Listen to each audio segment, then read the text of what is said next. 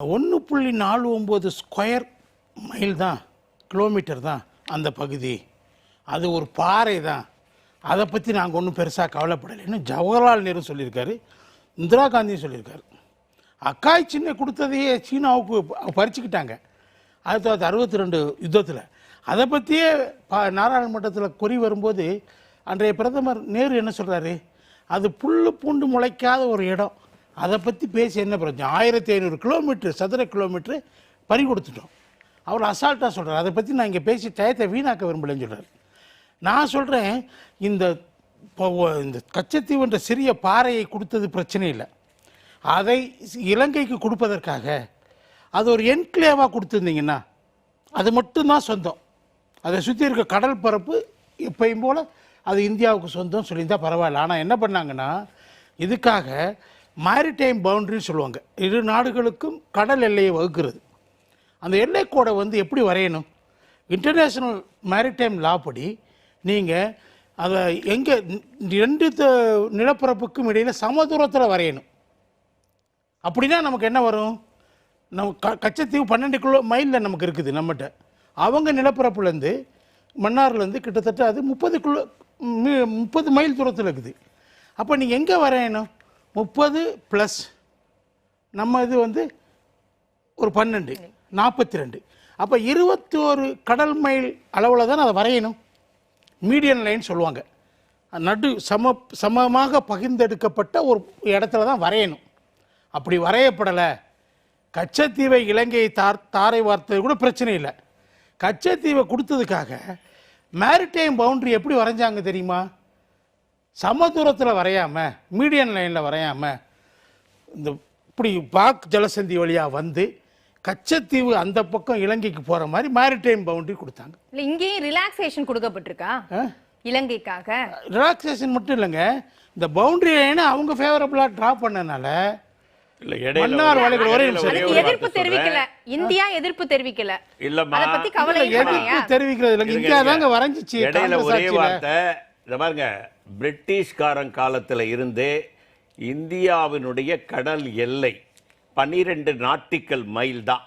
பிரிட்டிஷ்கார ஆண்டாம் பார்த்தீங்களா 300 வருஷம், அப்பவே இந்தியாவினுடைய நாட்டிக்கல் 12 மைல் நாட்டிக்கல் மைல் தான் நம்மளுக்கு சொந்தம், மீதியெல்லாம் அவங்களுக்கு சொந்தம். நீங்க வரலாறு படிங்க. இல்ல அப்படி இருக்கவே முடியாது. இல்ல இருக்க முடியாது. பதில் சொல்ல அனுமதிங்க, நீங்க சொல்லிட்டீங்க, சொல்லுங்க. என்னோட நேரம், நீங்க மேரிடைம் பவுண்டரி வரையும் போது எப்படி வரையணும், இன்டர்நேஷனல் மேரிடைம் லாஸ் இருக்குங்க, அதுதான் நான் சொன்னேன். மீடியன் லைன்ல தான் சமதூரத்தில் தான் வரைய முடியும். நீங்க கச்சத்தீவை கொடுத்தோட இல்லாமல் நீங்க மன்னார் வளைகுடா முழுக்க இலங்கை கொடுத்துட்டீங்க. பாக் ஜலசந்தி இந்தியாவை கடலோடு ஒட்டி இருக்கக்கூடிய ஒரு பகுதி, அதுலேயும் பாதிக்கு மேலே நீங்கள் அவங்களுக்கு கொடுத்துட்டீங்க. இப்போ என்ன ஆகுது, மீன் பிடிக்கக்கூடிய அந்த கடல் பரப்பு மிக மிக சுருங்கி விட்டது ராமநாதபுரம் மீனவர்களுக்கு. எங்கே போய் மீன் பிடிப்பான்? அதே மட்டும் இல்லை, நீங்கள் 74 ஒப்பந்தத்தில் கச்சத்தீவு கொடுக்கப்பட்டாலும் அந்த மீன் பிடிக்கக்கூடிய பாரம்பரிய உரிமை தமிழக மீனவர்களுக்கு உண்டுன்னு சொல்லியிருந்தீங்க. 76 அந்த ஒப்பந்தத்தை இறுதிப்படுத்தும் போது அதையும் அந்த உரிமையை எடுத்துட்டீங்க. இதெல்லாம் பெரிய துரோகங்க. அது நீங்க எதுக்காக கொடுத்தீங்க, உங்க புவிசார் அரசியலுக்காக நீங்க கொடுத்தீங்க. இல்ல அப்ப காங்கிரஸ் இந்தியாவுக்கு துரோகம் செய்ததுன்னு அது மட்டும் இல்லை, நான் என்ன சொல்றேன், 3 குற்றவாளிகள் இருக்காங்க. அந்த 3 குற்றவாளிகள்ட்ட நான் கேள்வி கேட்கிறேன். முதல் குற்றவாளி காங்கிரஸ். நீங்க அந்த ஒப்பந்தத்தை கொடுக்கும்போது நாடாளுமன்றத்தினுடைய அனுமதியை பெறவில்லை. நீங்க என்ன பண்ணீங்க, மாநில அரசினுடைய அனுமதியை நீங்க ரகசியமா உங்க ஃபாரின் செக்ரட்டரி அனுப்பிச்சு கலைஞர் அன்னைக்கு முதல்வர்கிட்டருந்து திரு கருணாநிதி அவர்களிடமிருந்து நீங்கள் ஒரு ஒப்புதல் வாங்கி டாக்குமெண்டேஷன் பண்ணிட்டீங்க, கிளாசிஃபைட் டாக்குமெண்ட்டாக அதை வச்சுட்டீங்க. கலைஞர் இந்த மாதிரி ரகசியமாக ஒப்புதல் கொடுத்துட்டு, ஆனால் அவர் கட்சி என்ன செய்யுது, நாடாளுமன்றத்தில் கச்சத்தீவு கொடுத்தது தவறு, நாங்கள் எதிர்க்கிறோம் சொல்லி கோஷம் போடுறாங்க. வாஜ்பாய் என்ன சொல்கிறாரு கலைஞர்கிட்ட, நீங்கள் இது தவறு, பெருவாரி தீவை எப்படி வங்கதேசத்துக்கு கொடுத்தாங்களோ அந்த பெங்கால் சிஎம் அப்போ இருந்த ஒரு வெஸ்ட் பெங்கால் சிஎம் சித்தார்த்த சங்கரை உச்சநீதிமன்றத்துக்கு வழக்கு தொடுத்து அதை திரும்ப பெற்றார். மாநில அரசு ஒப்புதல் இல்லாமல் கொடுத்தாங்கன்னு சொல்லி. இது மாநில அரசுக்கு சொந்தமானது, கெசட் நோட்டிஃபிகேஷன் இருக்குது. அதை நீங்கள் எப்படி மாநில அரசு ஒப்புதல் இல்லாமல் நீங்கள் கொடுத்தீங்கன்னு கேஸ் ஃபைல் பண்ணணும். எவ்வளோ சொல்கிறார் கருணாநிதி, கேஸே போக மாட்டேங்கிறாரு. ஏன்னா அவர் ரகசியமா ஒத்துட்டு இருக்காரு. அப்ப ஃபைல் பண்ணிருந்தா நம்ம மீட்டெடுக்க முடியுமா? மீட்டெடுக்க முடியும். பண்ணல. அதுக்கடுத்து என்ன பண்றாங்க, இவங்க ரகசியமா ஒப்புதல் கொடுத்ததை மறைச்சிட்டு திரும்ப திரும்ப என்ன செய்யறாங்க, நான் கச்சத்தீவை மீட்போம் சொல்லி ஒவ்வொரு தேர்தலையும் வாக்குறுதி கொடுக்குறாங்க. அதை கிட்டத்தட்ட இந்த ஒரு 3 ஆண்டுகளில் ஸ்டாலின் அவர்கள் முதல்வர் அவர்கள் அந்த வெளியுறவுத்துறை அமைச்சருக்கு 21 கடிதங்கள் எழுதுறாரு, கச்சத்தீவை மீட்க வேண்டும் சொல்லி. அவர் பதில் எழுதுறாரு. இந்த கரஸ்பாண்டன்ஸ் நடத்திட்டே இருக்குது. என்ன சொல்றாரு, நீங்க இப்ப திடீர்னு அதை கிளப்புறீங்கன்னு சொல்றாங்க. திடீர்னு கிளப்பல. நீங்க கடந்த மாதம் இந்த ராமேஸ்வரம் மீனவர்களை கூட்டி என்ன சொன்னீங்க, கச்சத்தீவை நாங்கள் மீட்போம்னு சொன்னீங்க, விடமாட்டோம் சொன்னீங்க. ஆனா விட்டு கொடுத்தது நீங்க. நீங்க வழக்கு நடத்த ஏன் தயங்கினாரு? 2016 அதிமுகவுடைய தேர்தல் அறிக்கையிலையும் அது இடம்பெற்றிருந்தது.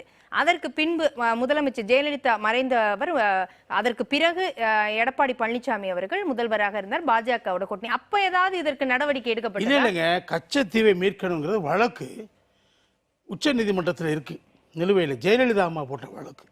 கருணாநிதி இருக்கிற வரைக்கும் போடவே இல்லை. ஜெயலலிதா இண்டிவிஜுவல் கெப்பாசிட்டியில் போட்டாங்க, எதிர்க்கட்சி தலைவராக இருந்தப்ப. அரசு அவங்க கைக்கு வந்த பிறகு வருமான வரித்துறையை அதில் இம்ப்ளீட் பண்ணாங்க, இணைச்சாங்க. அந்த வழக்கு இன்னும் நிலுவையில் இருக்குது. அங்கே அதிமுகவுடைய ஆட்சியில அழுத்தம் கொடுக்கப்பட்ட வழக்கே தொடுக்கப்பட்டது. அதுக்கு ஜெயலலிதா அவர்கள் காலம் சரி சார். அதற்கு பிறகு இபிஎஸ் வந்ததுக்கு அப்புறம் என்ன பண்ணாங்கன்னு கேக்குறேன். அவர் என்ன பண்ணாரு? அவர் அழுத்தம் கொடுத்துக்கிட்டே இருந்தாரு. அப்ப என்ன சொன்னாங்க பாஜக அரசு தெரியுமா, மேட்டர் இஸ் சப்ஜுடிஸ் சொன்னாங்க. நாடாளுமன்றத்தில் அதிமுக எம்பிஸ் இதை எழுப்பும்போது மேட்டர் இஸ் சப்ஜுடிஸ், நீங்க தான் வழக்கு தொடுத்திருக்கீங்க, உச்ச நீதிமன்றத்தில் நிலுவையில் இருக்குது, அதை பத்தி இங்க பேச முடியாது சொன்னாங்க. அதான் நடந்துச்சு.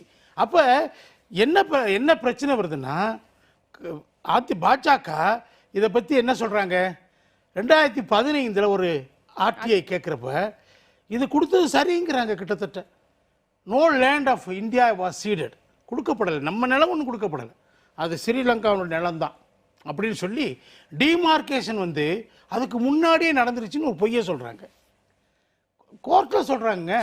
காங்கிரஸ் அரசாங்கம் என்ன சொல்லுது, அதையே தான் காங்கிரஸ் அரசாங்கம் உச்ச நீதிமன்றத்தில் சொன்னாங்க.